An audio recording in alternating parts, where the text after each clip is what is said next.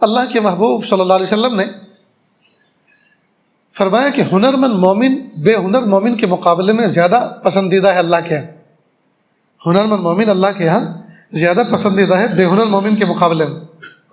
تو جب سے ہم نے یہ روایت سنی تب سے میں جب بھی سفر پہ جاتا ہوں تو اللہ کا شکر ہے کہ جہاں کوئی فیکٹری ہو، کارخانہ ہو، کوئی نئی چیز ہو تو اس کی وزٹ کرنے کی کوشش کرتا ہوں تاکہ اللہ تعالیٰ ایک نیا فن، ایک ہنر عطا فرمائے. چنانچہ ایک مرتبہ میرا جانا ہوا رتنا گیری، سمندر کا کنارہ ہے مہاراشٹر میں. تو عصر سے مغرب تک کا وقت میرے پاس فارغ تھا.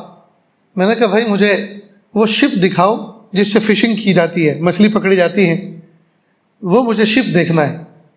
تو الحمدللہ وہاں مسلمانوں کے تھے تو ایک کھڑا ہوا تھا، وہاں لے کر گئے. تو وہ جو کشتی تھی، پانی مچھلی پکڑنے کا جو جہاز چھوٹا سا بنایا تھا انہوں نے، اس کے اوپر ایک پول تھا اور پول کے اوپر ایک باکٹ جیسی تھی، کرسی جیسی. میں نے کہا یہ کیا چیز ہے؟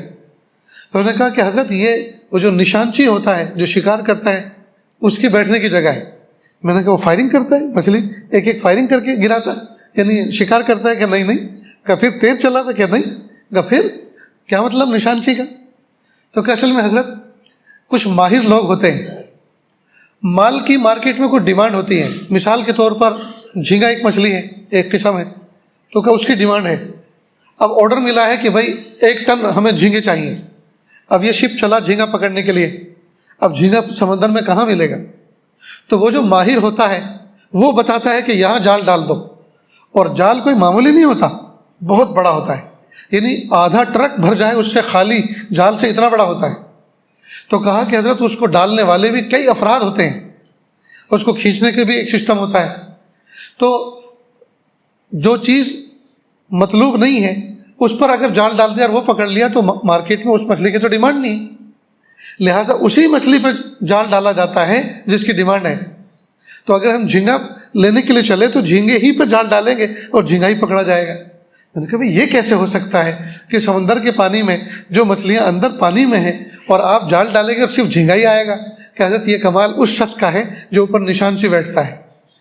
میں نے کہا وہ کیسے؟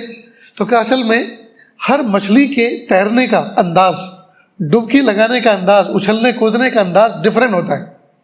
اس نشانچی کو پتہ ہوتا ہے کہ اس علاقے کے اندر، ایریے کے اندر کون سی مچھلی گھوم رہی ہے. وہ جب اپنے علم اور اپنی مہارت کے مطابق وہ کہتا ہے تو جہاں جال ڈالا جاتا ہے وہی چیز نکلتی ہے جس پہ جال ڈالا گیا. تو دیکھیے اللہ پاک نے اس فن کے آدمی رکھے کہ نہیں رکھے.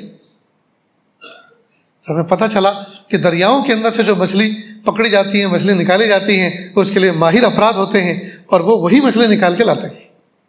اب ہم گئے، ہم نے وقت لگایا، کچھ سوالات کیے، کچھ جوابات ہوئے، جا کر ملے، دیکھا تو یہ چیز معلوم ہوئی. اور نہ جاتے تو